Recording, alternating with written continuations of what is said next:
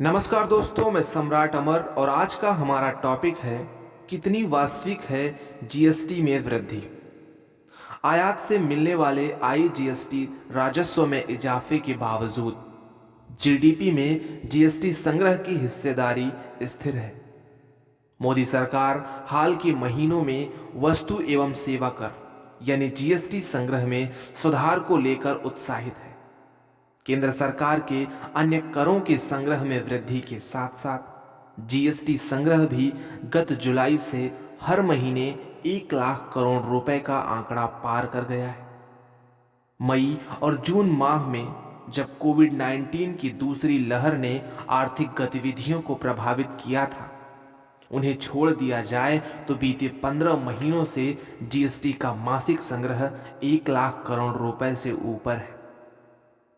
अक्टूबर से दिसंबर तक लगातार 3 महीनों में यह 1.3 लाख करोड़ रुपए से ऊपर रहा, जो 2020 के समान महीनों से 13 से 26% तक अधिक था। 2019 के समान महीनों से तुलना करें तो अक्टूबर से दिसंबर के बीच जीएसटी संग्रह 26 से 37% के बीच बढ़ा है।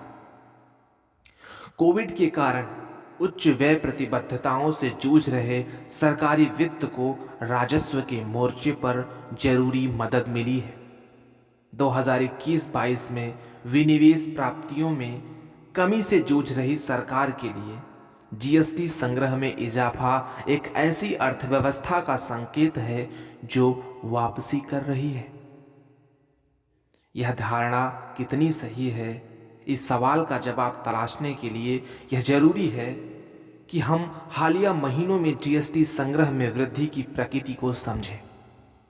यह चिन्हित करें कि किन कारकों ने इस वृद्धि में योगदान किया होगा और क्या ये आने वाले महीनों में इसे जारी रखने में मदद कर सकते हैं। पहले नजर डालते हैं बीते 3 वर्षों के सालाना जीडीपी संग्रह पर। वर्ष 2018-19 में कुल मिलाकर 11.75 लाख करोड़ रुपए का कर संग्रह होने का अनुमान था, जो सकल घरेलू उत्पाद का 6.22% था और औसत मासिक संग्रह 0.92 लाख करोड़ रुपए था।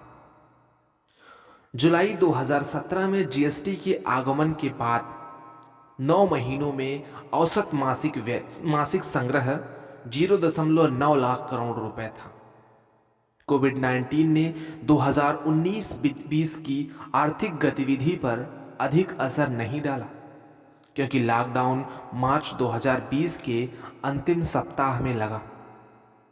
महामारी के पहले वाले वर्ष में जीएसटी संग्रह के 12.2 लाख करोड़ रुपए रहने का अनुमान लगाया गया था, यानी 1 लाख करोड़ रुपए प्रति माह। परंतु 2019-20 में जीडीपी में इसकी हिस्सेदारी घटकर 6% रह गई। वर्ष 2020-21 में प्रदर्शन और बुरा रहा। आर्थिक लॉकडाउन के कारण कुल जीएसटी संग्रह घटकर 11.35 लाख करोड़ रुपए रह गया, यानी औसत 0.94 लाख करोड़ रुपए प्रति माह। जीडीपी में इसकी हिस्सेदारी घटकर 5.75% रह गई। 2021-22 के पहले 9 महीनों में कुल जीएसटी संग्रह के 10.68 लाख करोड़ रुपए रहने का अनुमान था, यानी प्रति माह औसतन 1.2 लाख करोड़ रुपए। देश में कोविड की तीसरी लहर आ चुकी है और लगता नहीं है कि बचे हुए 3 महीनों में जीएसटी संग्रह पिछले 9 महीनों के औसत को पार करेगा। ऐसे में पूरे वर्ष का संग्रह 14.28 लाख करोड़ रुपए रह सकता है, यानी जीडीपी के आकार का करीब 6.1%। अतः स्पष्ट है कि जीडीपी में जीएसटी संग्रह की हिस्सेदारी बहुत उत्साहित होने की वजह नहीं है। यह 2018-19 के 6.22% के बाद लगातार 2 वर्ष गिरी और 2021-22 में इसे बढ़कर इसके बढ़कर 6.1% होने का अनुमान है। जीडीपी और जीएसटी का अनुपात इसका संकेत देते हैं कि कर राजस्व और आर्थिक वृद्धि के बीच कैसा तालमेल है।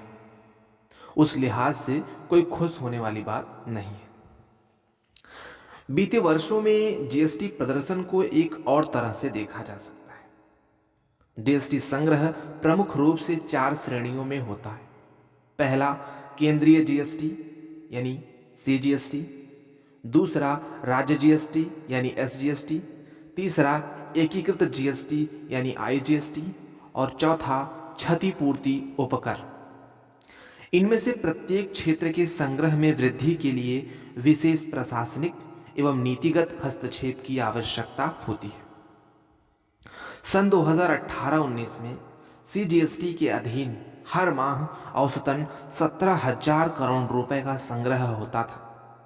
2021-22 के पहले 9 महीनों में यह करीब 29% बढ़कर औसतन प्रति माह 22,000 करोड़ रुपए रहा।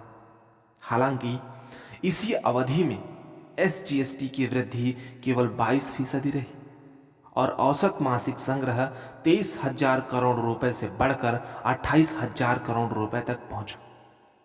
एसजीएसटी का संग्रह राज्य सरकार करती है, जबकि सीजीएसटी का केंद्र सरकार। एसजीएसटी में धीमी वृद्धि में कर संग्रह प्रणाली का किफायती न होना नजर आता है। कई राज्य इससे जूझ रहे हो सकते हैं। कर प्रशासन को इस पर ध्यान देना चाहिए। अंतर्राज्यीय आपूर्ति के लिए जुटाए जाने वाले आईजीएसटी का प्रदर्शन सबसे खराब रहा। 2018-19 और 21-20 के बीच इसका मासिक औसत केवल 19% सुधरा और 26,000 करोड़ रुपए प्रति माह के औसत से बढ़कर 31,000 करोड़ रुपए प्रति माह हुआ। यहां समस्या संग्रहण व्यवस्था से संबद्ध नहीं दिख रही है। आईजीएसटी का संग्रहण केंद्र करता है। ऐसे में अंतर्राज्यीय आपूर्तियों में आईजीएसटी संग्रह कम क्यों है? साथ ही इसके विपरीत समान अवधि में आयात के आईजीएसटी में 25% इजाफा हुआ है और यह 24,000 करोड़ रुपए मासिक से बढ़कर 30,000 करोड़ रुपए प्रति माह हो गया। इससे एक बड़ा सवाल उठता है कि कैसे आयात का आईजीएसटी जीएसटी का सबसे बड़ा घटक बन गया। कम से कम अक्टूबर से दिसंबर 2021 तक 3 महीनों में तो ऐसा ही हुआ। अक्टूबर से दिसंबर 2021 के बीच सीजीएसटी, एसजीएसटी और आईजीएसटी में या तो कमी आई या वे स्थिर रहे, जबकि आयात की आईजीएसटी में सुधार दिखा। शायद भारत के आयात में इजाफे ने जीएसटी संग्रह में वृद्धि में योगदान किया है। खासकर 2021-22 की तीसरी तिमाही में आयात पर कर संग्रह को सहज बनाने की व्यवस्था ने भी उच्च वृद्धि में योगदान किया। क्षतिपूर्ति उपकर की बात करें तो बीते 3 वर्षों में इसका औसत मासिक संग्रह 8,000 करोड़ रुपए और 9,000 करोड़ रुपए के बीच रहा है। उपकर जुलाई 2017 से 5 वर्ष की तय अवधि के लिए लगाया गया था, ताकि राज्यों को जीएसटी के बाद हो रही राजस्व हानि की भरपाई की जा सके। अब राज्यों ने मांग की है कि जून 2020 के बाद 5 वर्ष तक इसे जारी रखा जाए। राज्यों के राजकोषीय दबाव को देखते हुए केंद्र इस मांग की अनदेखी नहीं कर सकता। हालांकि इसके संग्रहण में ठहराव भी एक पहेली है। परंतु जीएसटी संग्रह का व्यापक रुझान आपको चौंका सकता है कि क्या देश के सबसे बड़े अप्रत्यक्ष कर सुधार ने वास्तव में राजस्व में सुधार किया है। वर्ष 2021-22 में जीएसटी संग्रह का आंकड़ा अभी भी 3 वर्ष पहले के स्तर से कम है। ऐसे में ये प्रश्न उठेंगे कि मौजूदा प्रशासन फर्जी बिलों आदि के मामले में कितना सचेत है। इससे भी अहम बात यह है कि जीएसटी परिषद अब कर दरों को 2-3 स्लैब में एकीकृत करने के बहुप्रतीक्षित सुधारों को और नहीं टाल सकती। ऐसे करने से कुछ चीजों की दरें बढ़ेंगी। मोदी सरकार ने सीमा शुल्क के अलावा अब तक कर दरें बढ़ाने की अनिच्छा ही जताई है। अब वक्त आ गया है कि जीएसटी दरों को तार्किक बनाने का काम किया जाए ताकि प्रभावी दर में बढ़ोतरी हासिल की जा सके। धन्यवाद।